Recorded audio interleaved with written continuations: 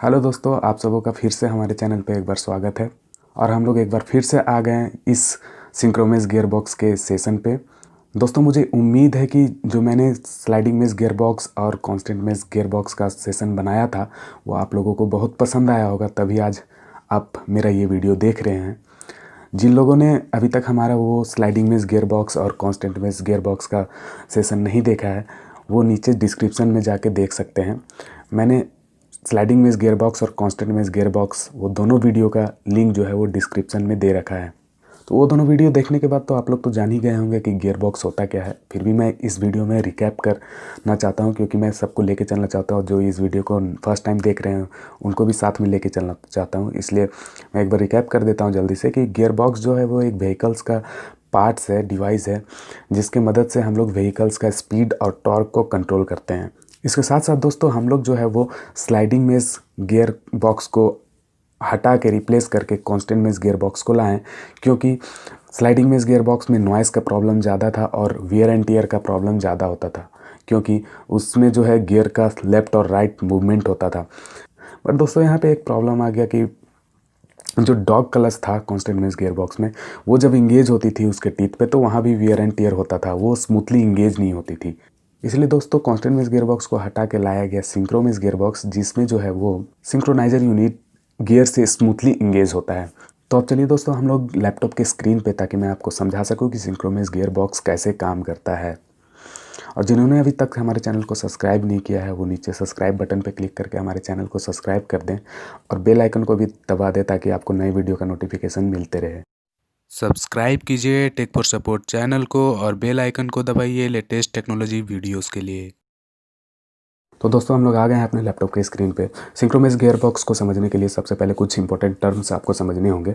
ये सारे टर्म्स को समझने के बाद ही आपको सिंक्रोमेस गियरबॉक्स अच्छे से समझ में आएंगे। तो इसीलिए जो है मैंने यहाँ पे कुछ फिगर बना के रखा है। ये सारे फिगरों को एक एक करके हम लोग समझेंगे कि आखिर ये फिगर में आखिर है क्या और ये सारे टर्म्स हैं क्या। ये सारे टर्म्स मैंने ऑलरेडी स्लाइडिंग मेस गियरबॉक्स और कांस्टेंट मेस गियरबॉक्स में बता के रखा था, लेकिन फिर भी मैं यहाँ पे बताने जा रहा हूँ, ताकि जो लोग नए हैं इस वीडियो में उन लोगों को भी ये वीडियो समझ में आ जाए कि सिंक्रोमेस गियरबॉक्स कैसे काम करता है, वो अच्छे से समझ में आ जाए। इसीलिए मैं इस चीज़ को रिकैप कर रहा हूँ। तो जल्दी से आप यहाँ पे देख लीजिए कि यहाँ पे एक छोटा गियर है। यहाँ पे इस फिगर को सबको ध्यान दीजिएगा। यहाँ पे ये एक छोटा गियर है जो बड़ा गियर से कनेक्ट है। तो छोटा वाला गियर जब बड़ा वाला गियर को घुमाता है तो छोटा गियर जो है वो ड्राइवर हो जाएगा और बड़ा वाला जो गियर है वो ड्रिवन हो जाएगा। जो चीज़ चलाता है वो ड्राइवर होता है और जो चलता है वो ड्रिवन होता है। जैसे कि एक एग्जांपल देता हूँ, हम लोग बस में अगर बैठे होते हैं तो हम लोग ड्रिवन है और ड्राइवर जो है हम बस को चला रहा है तो वो ड्राइवर है। तो इसी तरह से ये छोटा वाला गियर जो बड़ा वाला गियर को चला रहा है तो छोटा वाला गियर जो है वो ड्राइवर हो जाएगा और बड़ा वाला गियर जो है ड्रिवन हो जाएगा। उसके बाद दोस्तों यहाँ पे एक थ्योरी और है कि जब छोटा गियर बड़ा गियर को चलाता है तो ये छोटा वाला गियर का स्पीड जो है वो ज़्यादा होगा और बड़ा वाला गियर का स्पीड जो है वो कम होगा। उसी तरह लेकिन टॉर्क का बात करें तो टॉर्क जो है वो बड़ा वाला गियर में ज़्यादा होगा और छोटा वाला गियर में कम होगा। उसी तरह से नीचे का फिगर में अब आते हैं तो यहाँ पे ड्राइवर गियर जो है वो बड़ा वाला गियर है और ड्रिवन गियर जो है वो छोटा वाला गियर है। यहाँ पे दोस्तों स्पीड जो है जितना स्पीड से बड़ा वाला गियर घूम रहा है उतना स्पीड से छोटा वाला गियर नहीं घूमेगा, उससे ज़्यादा स्पीड में घूमेगा।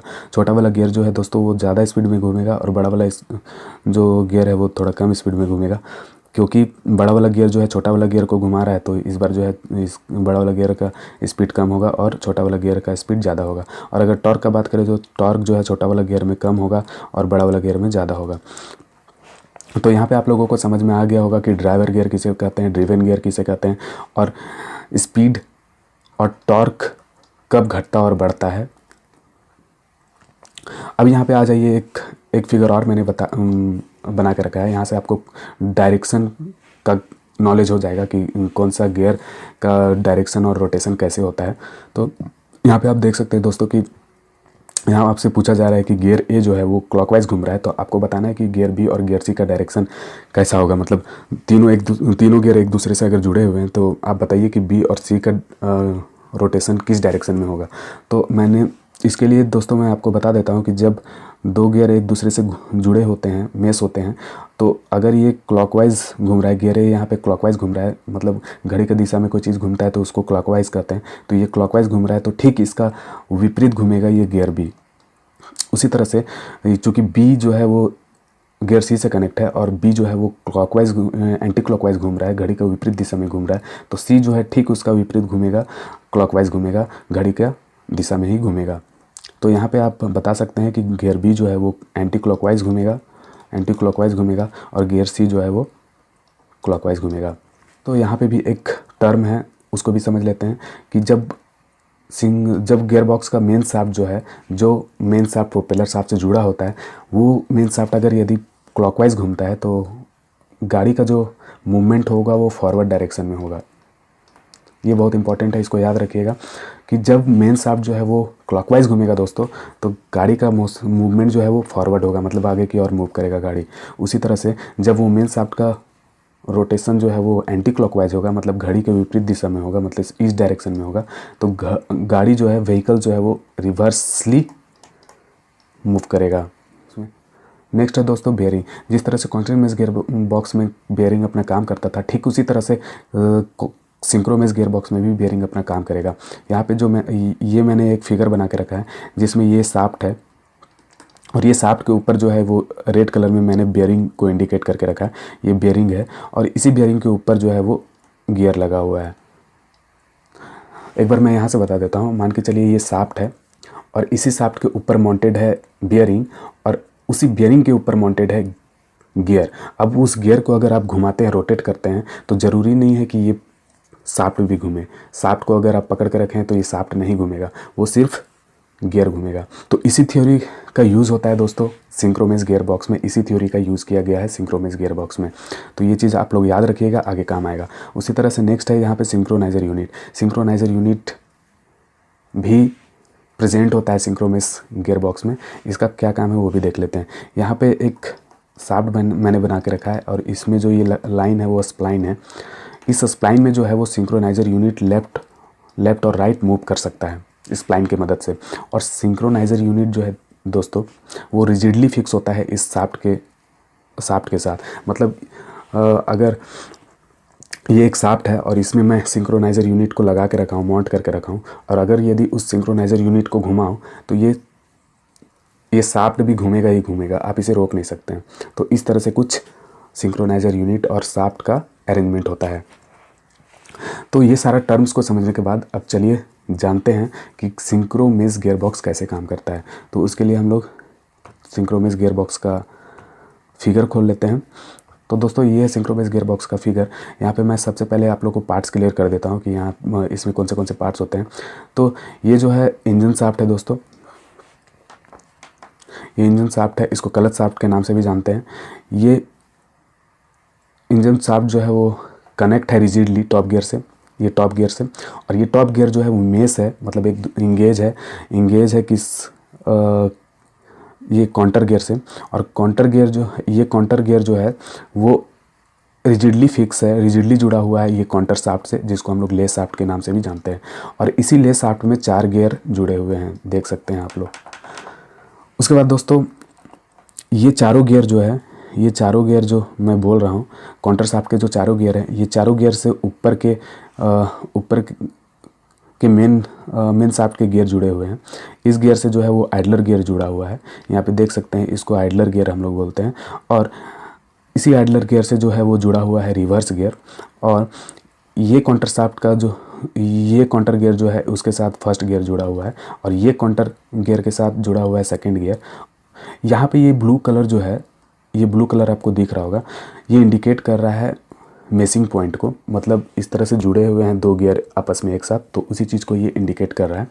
और ये जो रेड जो आप लोग को दिख रहा है, ये रेड जो आप लोग को दिख रहा है तीनों गियर में, वो इंडिकेट कर रहा है बियरिंग को। और ये जो है मेन शाफ्ट में स्प्लाइन बना हुआ है, उसी स्प्लाइंस में जो है वो सिंक्रोनाइज़र यूनिट लेफ्ट और राइट मूव करते हैं। और ये दोनों सिंक्रोनाइज़र यूनिट से गियर लीवर जुड़ा हुआ है, जिसका यूज़ करके ड्राइवर जो है वो इस गियर बॉक्स को ऑपरेट करेगा। अब आइए जानते हैं कि ये काम कैसे करता है। तो आप लोगों को पता है कि ये जो क्लच इंजन शाफ्ट है जिसको हम लोग क्लच शाफ्ट बोल रहे हैं, ये क्लॉकवाइज घूमता है। ये जब क्लॉकवाइज घूमेगा तो चूंकि इस इंजन शाफ्ट से रिजिडली फिक्स है ये टॉप गियर, तो ये भी क्लॉकवाइज घूमेगा। और ये जब क्लॉकवाइज घूमेगा तो इसके नीचे वाला जो गियर है वो एंटी क्लॉकवाइज घूमेगा। अभी थोड़ा देर पहले ही मैंने आप लोगों को ये चीज़ बताया है कि ठीक उसका विपरीत घूमता है। और जब ये एंटी क्लॉकवाइज घूमेगा तो इसका जो शाफ्ट है वो भी एंटी क्लॉकवाइज घूमेगा। क्यों? क्योंकि ये जो गियर है वो रिजिडली फिक्स है इस काउंटर शाफ्ट से।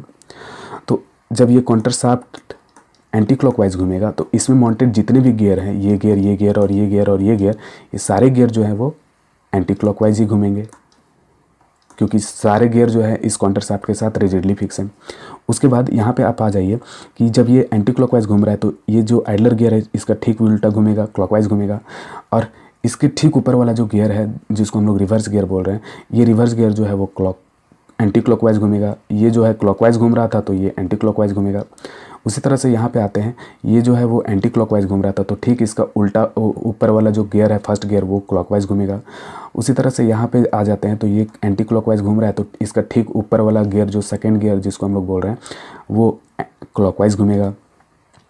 तो इस तरह से आपको सारा गियर का डायरेक्शन पता चल गया।